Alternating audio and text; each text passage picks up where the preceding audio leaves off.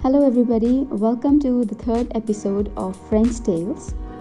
Today, with us, we have a very special guest, Monsieur Laurent Guerin, who has a very deep knowledge of the Normandy beach invasions, the lives of the people, and how they turned around with the invasion. He also interviewed and met the Higgins family, who actually supplied the boat to Europe from America for this special invasion that was held in 1944. He owns a very cute place on the Omaha Beach, which trains people in sports like kayaking, surfing, parasailing, waterboarding, and etc. And he has been running this place since the last 25 years and has held around 5,000 sessions in the past 10 years. So, right now, the place is not really open because of the COVID restrictions, but hopefully when the restrictions are lifted, it will be back to its original life and a buzz that always surrounds the beach, especially in summers. So today we'll hear from Mr. Laurent Guerin, his experiences of meeting people and what they have shared with him through these ages. Welcome to our show. Hello. Okay, so because you have already, like, the introduction that you gave me was quite detailed. Yeah. So please tell me more about meeting the Higgins family, like you said. Because we are always on the beach. Mm-hmm. Sometimes I'm thinking about the guys who have done the landings at the 6th June 1944. And this beach is very special. There is some rip current and tide current, but the sand it's different than the other Normandy beaches.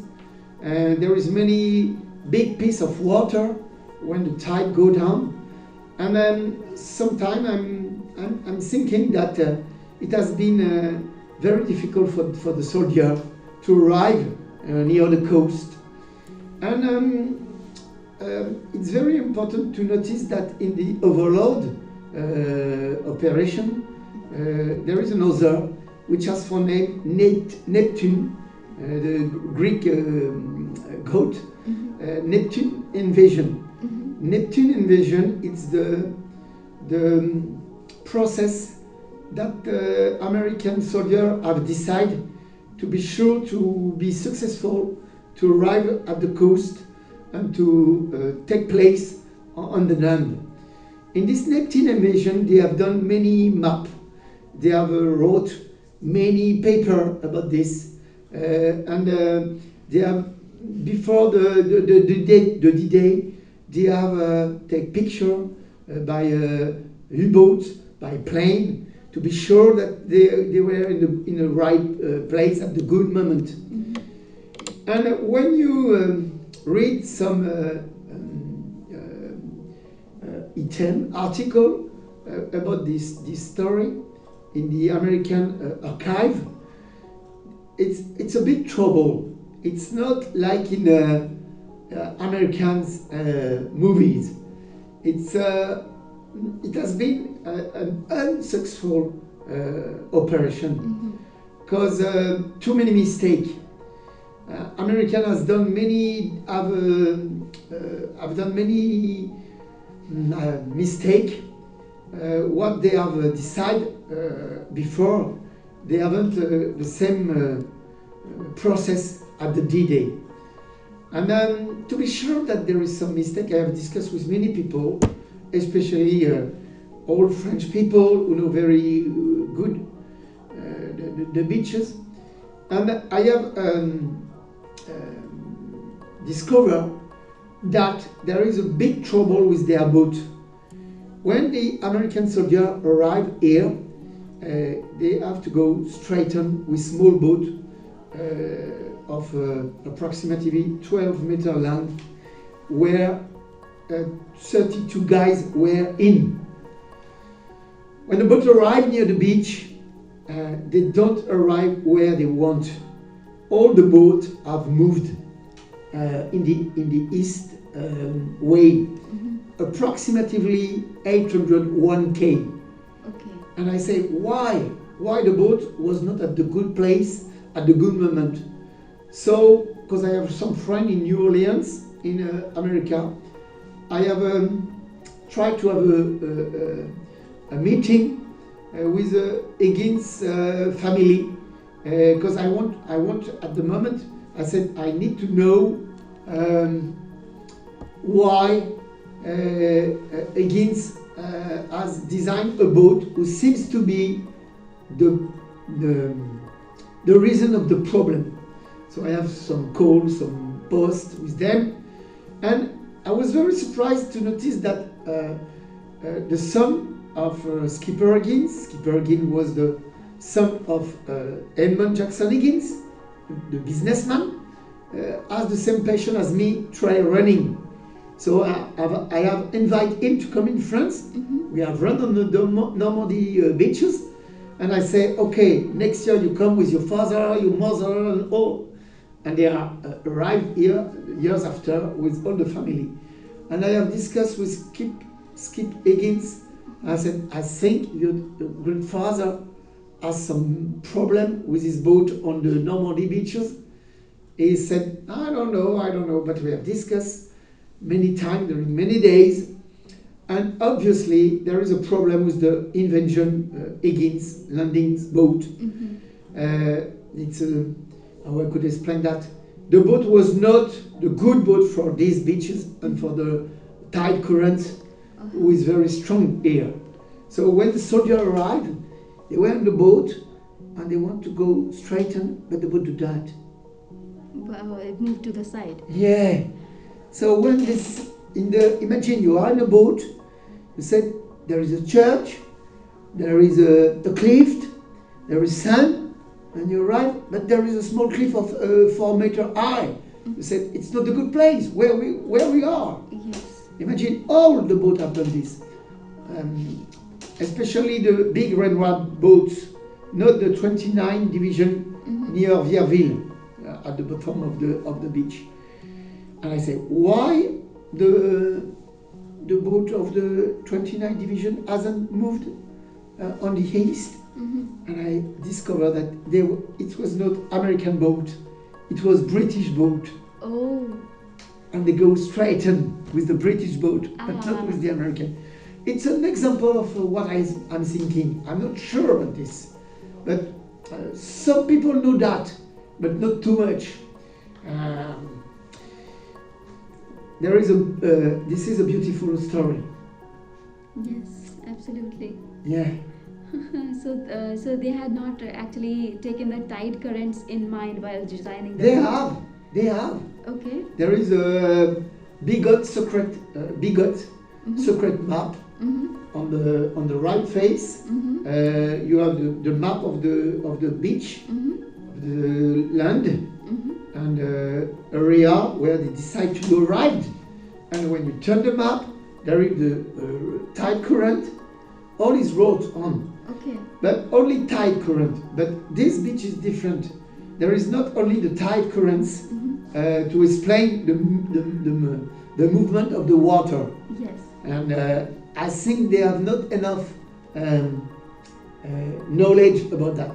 But I was very surprised because I have discovered some special map was being wrote by the secret services, where they have noticed the movement of the tide, and they have decided to they have imagined the time the soldier to cross the big area of water, as you could see between the waves behind you. Look, the waves are not at the land. Yes. The waves are 50 meters behind the water. Yes. Because it's like the desert. It's like dune under. Yes. So some movement of the water here are very special, and have done many trouble to the American soldier. Okay. Yeah. And all these postcards from the old times that you have here in your in your Yeah, school. yeah, So can you said you knew the story of the people who used to live there. So can yeah. you share something? I want to see you something. Look Yeah. behind you. Yes.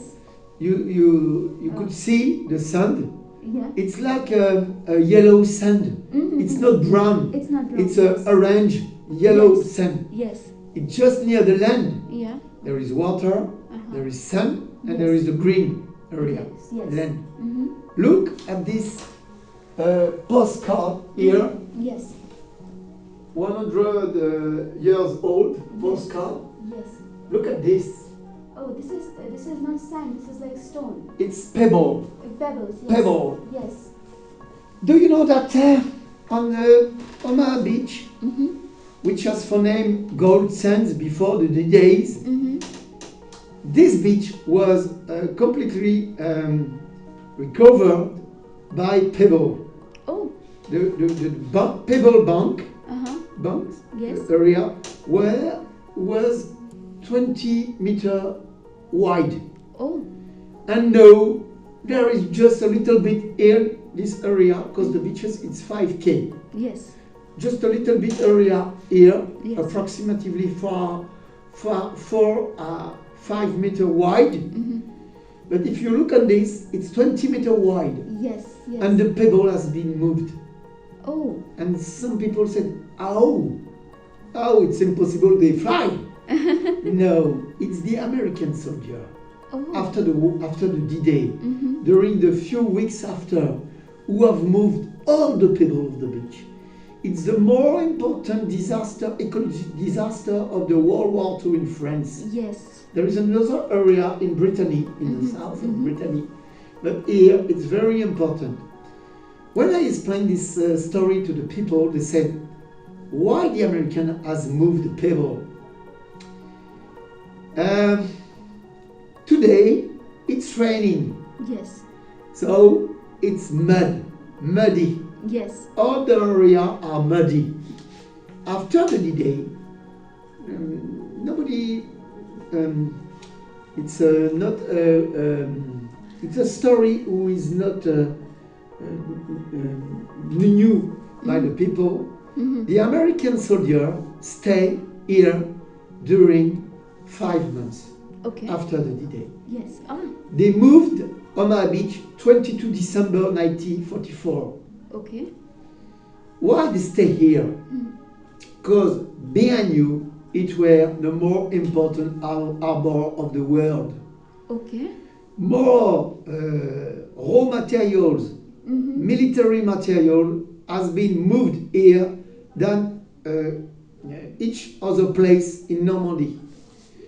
There is more harbor traffic here in July 1944 than in the New York harbor. Oh. More here on these beaches. And to organize the supply chain, the logistic movement, 12,000 soldiers stay here during 4 months. Okay. And they lived each day with the French people Mm-hmm. all around. And in all the greenfield area on the cliff, Yes. there is many camping site of soldier. Yes. As the table in this room, Yes. big red one, MPs, 29, many places. And because they lived on this place in the muddy, Yes. they were muddy. Okay. Yes. So they said, we need stone. They take the stone of the beach Okay. to do the camping site for the soldier, to do the road, to do the airplane area. Yes. And they have moved in 1 month all the pebble. Big truck move from the bottom of the beach Yes. to the top of the hill, and to put the stone on the road, on the airfield, because there is 4 airfield area just around. Mm-hmm. And when they moved in December, no pebble. Was left. Oh, shucks. All the pebble have been moved. So do you think that has impacted the Oh yeah, the ecology somehow? yeah. in each, how I say that, in each, there is always between a limit between the night and the day, between the water and the fire, Yes. between the sea and the land. To avoid that the sea arrive at the land, pebble was here. Yes. It was like a natural barrier. When the pebble have been moved, nobody was between the sea and the land. Yes. And now, if you look where the human being has done nothing, especially between the village of Colville-sur-Mer and Saint-Laurent-sur-Mer, there is a sand dune, a baby dune, Okay. a new, just 76 years old. It's a small time for a natural area. Yes. And now, because the pebble bank was approximately 5-6 meters high, Yes. and now the dune is the same thing. Yes.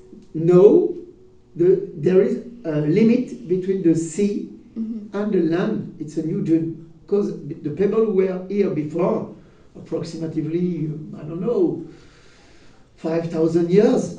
I don't know exactly. Yes, exactly. There's no way to know. Some days for the American to move it, Yes. and now there is some dune. Okay. You could have a pedestrian walking after if you want. Yes, yes. But no, it's an area, there is many water at the moment in. Okay? Okay, yes, right. And also have you, you speak to like the older people, so... Yeah. When I'm... Can you share like one or two stories? Yeah. First time, I want to say that if people want to know these stories, they go on YouTube. Yeah. And it's in French at the moment.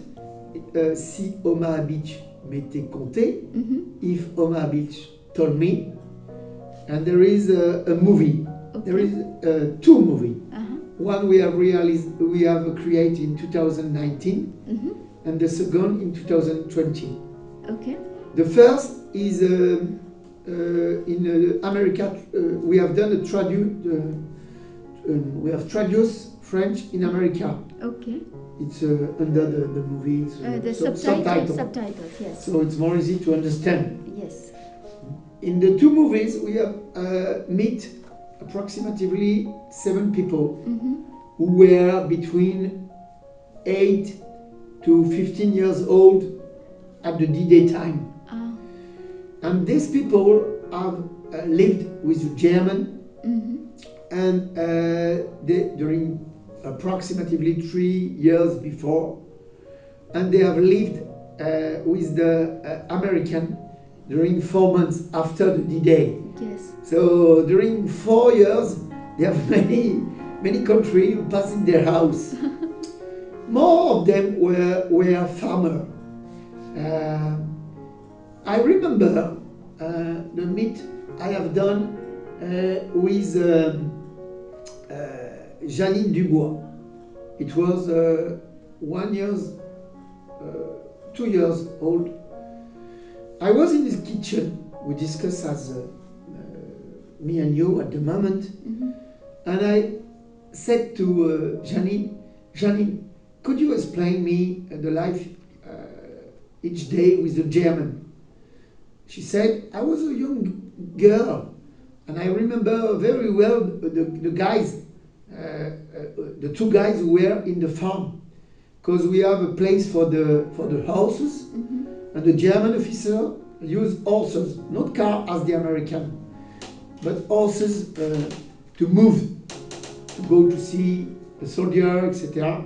Yeah, I'm sorry, what did they use? Not the car? Horses. Horses, okay. Horses. Okay. Not mechanic car, but horses. So we have 2 horses in the farm, and we have the 2 guys who clean the horses, give the meal for the horses. And one of them was young, 25 years old, and his name was Alfred. And I remember very well Alfred, especially when they were in the farm. The German has done in the garden a special house with mud, wood, but more important that all we do in the land, if there is an American invasion, to be sure to avoid the bomb and the rifle gun. And the two guys have done as a ice house igloo. Okay. A very important ice house. When she said when she said that to me, I was very surprised. Why they have done that? Because they have done that to be sure that they could go in, but with the two horses. Okay. I said it's unusual. All the people here, French, German, when they heard that it will be possible that the American arrived, or as they said, Tommies, not American, Tommies, British. Tommies, okay. They think it will be a British soldier, not American. If the Tommies, American soldier, arrive, we have to do hole in the garden, because if we stay in the house, if there is bomb, the house fall on our body, so we have to go in the garden. And they have done the two German guys have done this mud house. And she said, I remember very well this house.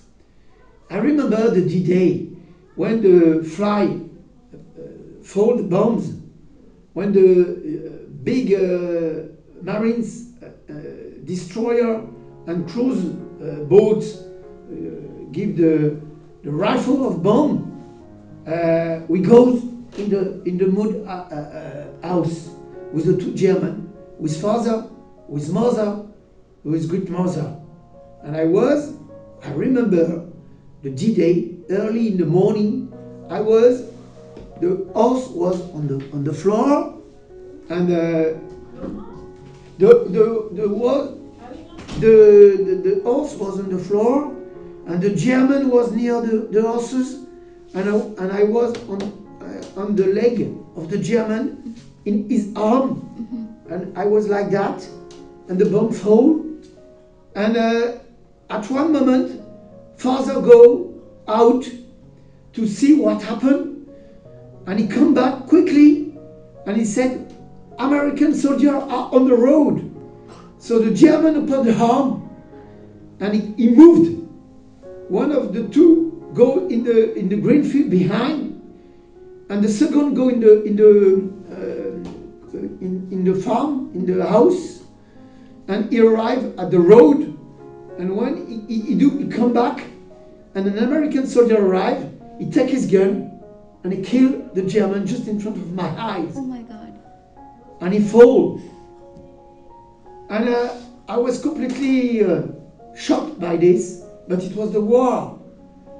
And I remember, she said, the American soldier arrived, and my father, me, my mother, and my great father, we were around the guys, the German guys, and father, American officer asked to my father, do you know this German soldier? My father said, yes, he was in our house since 2 years. He lived in the floor, upstairs. And he said, it was a good man? And my father said, yes, it was a good man. And the American soldier do the sign of all the soldiers do when they were in front, I don't know how. The salute. Salute the body of the German soldier. And Jalit said to me after, I don't know what happened for me, but I think my mother has moved me. And it was during the day, I was in the house with my father, with my mother, American soldier was gone, more are coming, but we go at the end of the day to sleep. And I remember day after 7, I go in the garden and I was surprised. There is fresh land, and there is a small cross in the garden. So I have understand that the German soldier has been put in my garden. Oh. So I go to the tree. It was in June. I cut a rose, Yes. and I put near the cross the rose. At this moment, there is a quiet time, and I said to Janine, Janine is 89 years old lady today, and I said to her, Janine, is Alfred always in your garden? And she said, I'm saying, yes, he is always in the garden. Oh, that is such a heartwarming story. Thank you so much for this, and thank you so much for sparing so much of your precious time for me. Yeah. And would you like to just say bye to the listeners? Yeah, I am happy to say bye bye to you and go to YouTube and look the movie If Omaha Beach Told Me on YouTube. Si Omaha Beach m'était compté. Okay. Thank you so much. It was very nice talking to you. Bye bye, everybody, and please keep tuned for the next episode of Ground Tales and show your love to us by liking and subscribing the channels. Thank you. Bye bye. See you next time.